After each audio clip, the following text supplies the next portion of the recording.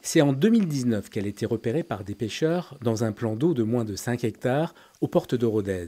L'écrevisse à taches rouges est l'une des espèces exotiques les plus envahissantes. Chaque femelle peut pondre jusqu'à 500 œufs par an.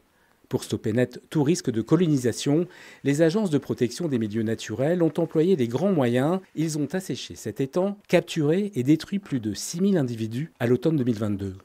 Le risque, si elles arrivent sur la rivière Aveyron, c'est qu'on va pouvoir encore plus vite coloniser la rivière Aveyron, tous ses affluents jusqu'au Tarn, jusqu'à la Garonne. Et après, la rivière Aveyron, à partir de Belcastel, est classée Natura 2000.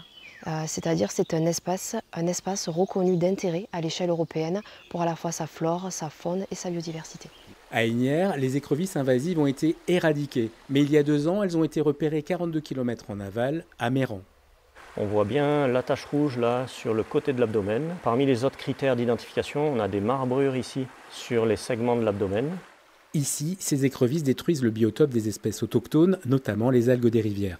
Ces herbiers aquatiques, ils nourrissent les consommateurs primaires, comme les invertébrés. Donc en supprimant les herbiers, on supprime les invertébrés. Autre conséquence, c'est qu'elle se nourrit de ces invertébrés et elle prend la place du coup d'autres espèces qui se nourrissaient de ces invertébrés. Et en plus des invertébrés, elle va pouvoir consommer des petits poissons.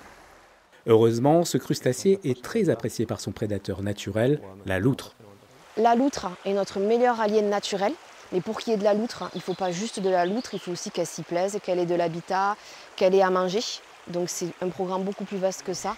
Elles peuvent être pêchées massivement, consommées sans modération, mais il ne faut absolument pas les déplacer vivantes pour éviter qu'elles ne prolifèrent dans les rivières du département et bien au-delà.